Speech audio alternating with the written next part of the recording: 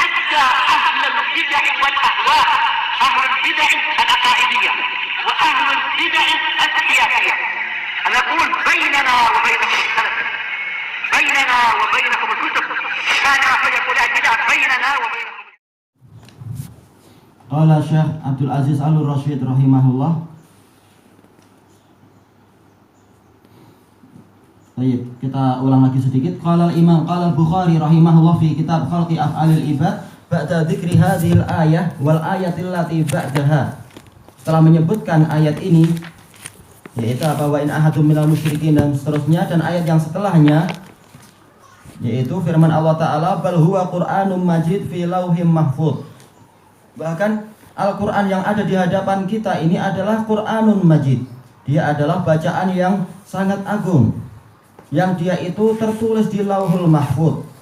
Wa qauluhu, dan firman Allah watturi wa kitabim mastur fi raqtim mansyur, demi gunung itu dan demi kitab yang tertulis, yaitu Al-Quran, fi raqtim mansyur, yaitu di kitab yang mansyur, yaitu yang disebar, yang dibuka dan seterusnya. Maksudnya adalah lauhul mahfuz. Imam Bukhari mengatakan zakarallahu annal Qur'an yuhfadhu wa yustar. Allah menyebutkan bahwasanya Al-Quran itu dihafal dan juga Al-Quran itu ditulis. Wal Qur'anul mu'a fil qulubi al-masturu fil masahif al-matlu bil alsinah kalamullah wa laisa bi makhluk.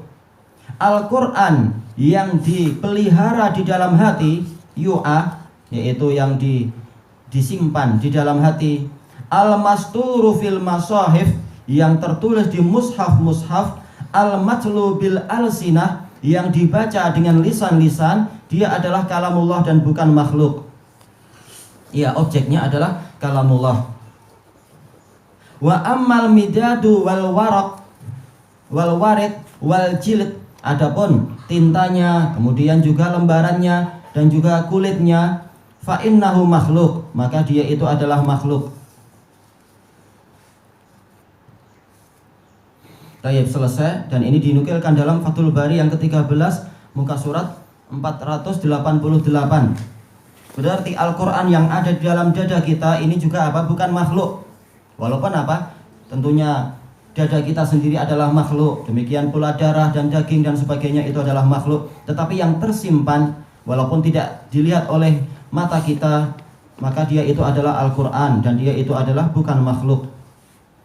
Oh iya, lafadz kisah yang kita nukilkan dari apa?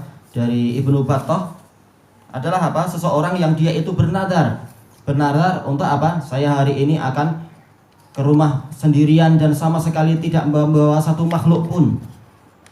Dalam keadaan dia adalah orang yang hafal Al-Quran. Ketika dia masuk rumah, kalau nggak salah lafadznya memang semacam itu, kalau dia masuk rumah, maka apakah dia itu telah batal nadarnya?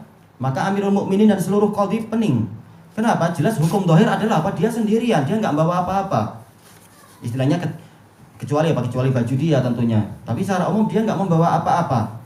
Tapi bagaimana kita kaitkan dengan keyakinan kita, maksudnya keyakinan qadhi dan Amirul Mukminin bahwasanya Al-Quran itu adalah makhluk. Berarti dia sekarang membawa makhluk itu. Nah, qadhinya pening semuanya. Demikian pula apa? Amirul Mukminin. Karena jelas hukum fikihnya dia sendirian, nggak membawa apa-apa. Maka dia diam, menunjukkan apa? Memang akidah mereka adalah apa? Bertabrakan sendiri. Innahum lafi qaulin mukhtalif yu'faku anhu man ufik. Mereka betul-betul di dalam perkataan yang saling berbenturan satu sama lain. Seperti itulah dipalingkan orang-orang yang berpaling. Baik. Kemudian kita lanjutkan. Oh, berarti sekarang masuk kalam Syekhul Islam. Wa qauluhu ta'ala wa qad kana fariqum minhum yasma'una kalam Allah thumma yuharrifunahu min ba'di ma aqaluhu wa hum ya'lamun. Padahal mereka, sekelompok dari mereka itu dulu telah mendengar kalamullah, kemudian mereka memalingkannya setelah mereka memahaminya dalam keadaan mereka tahu. Melakukannya dengan apa? Dengan kesadaran dan sengaja. Juga dalam ayat yang lain, yuriduna ayyubaddilu kalamallah qul lang tattabi'una. Orang-orang Badui itu mereka ingin untuk merubah kalamullah. Katakan kepada mereka, kalian tidak akan mengikuti kami. Kadzalikum qala Allahu min qabl. Seperti itulah firman Allah sebelum ini. Tayyib. Qala Syekh Abdul Aziz Al-Rasyid rahimahullah, qauluhu fariqun ay ta'ifah, sekelompok. Minhum ay ahbaruhum, para ulama mereka, pendeta-pendeta yang jadi ulama mereka. Yasma'una kalam Allah ay at-Taurah. Tentunya masuk di dalamnya adalah apa? Ya Taurah dan juga yang setelahnya yaitu Zabur dan lain-lain.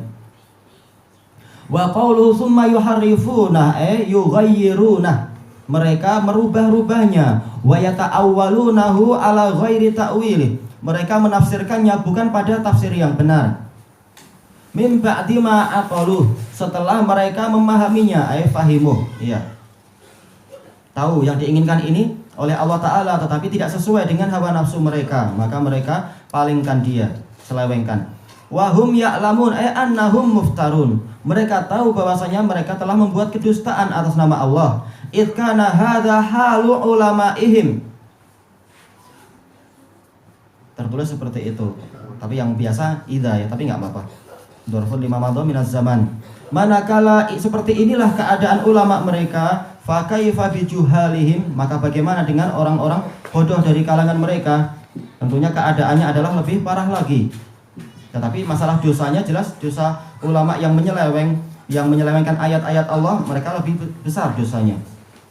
Fi hadhil ayah at-ta'yiz. Di dalam ayat ini ada ta'yiz, yaitu berita yang menyebabkan putus asa. Min imanil Yahud, dari keimanan orang-orang Yahudi, alladzina syahada aba'uhum ma syahadu, yang mana ayah-ayah mereka itu telah menyaksikan apa yang telah mereka saksikan, berupa apa? Keajaiban-keajaiban para nabi, keajaiban berita Allah dan seterusnya itu. Bukti-bukti berita Allah. Ayah-ayah mereka telah menyaksikan itu.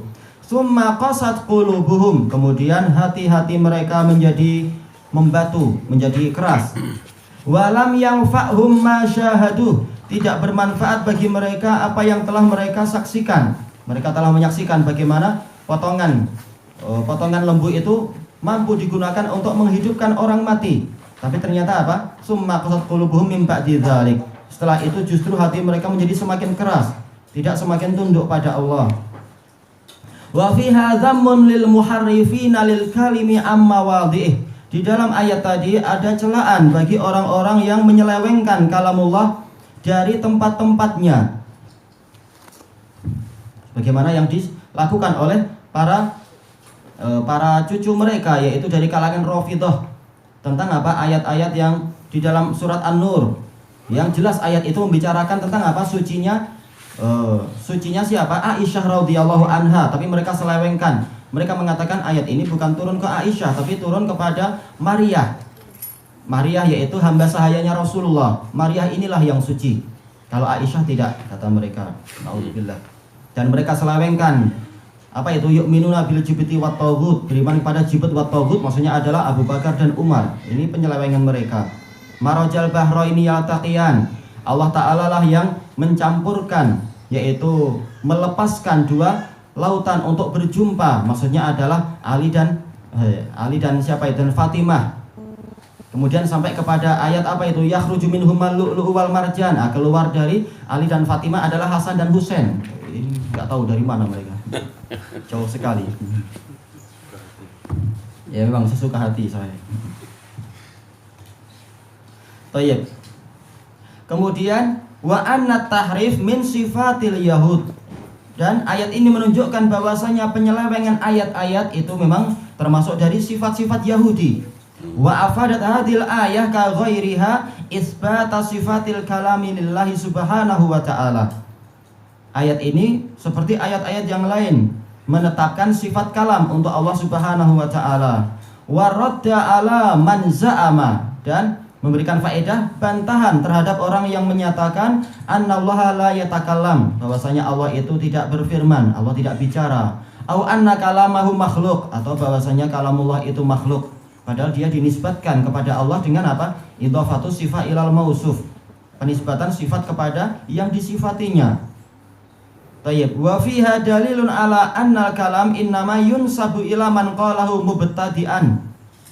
Dan di sini juga ada dalil yang menunjukkan bahwasanya kalam itu hanyalah dinisbatkan kepada yang mengucapkannya pada kali yang pertama. La ila man qalahu muballighan mu'addiya, bukan kepada yang mengucapkannya sebagai penyampai dan penunai, yang menunaikan kalam, menunaikan amanah.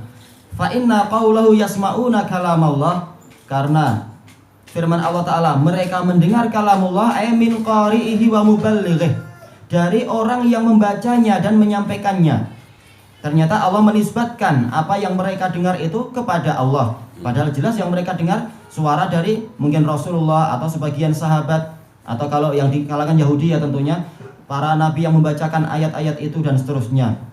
Tapi Allah menisbatkannya kepada Allah, menunjukkan memang nisbatnya adalah kalam itu adalah dinisbatkan kepada siapa yang pertama kali memfirmankannya. Kalau dia adalah Allah, ya Allah memfirmankan. Kalau manusia yang mengucapkan. Taib, yang berikutnya ini adalah kisah Khaybar, besok insyaallah wallahu a'lam.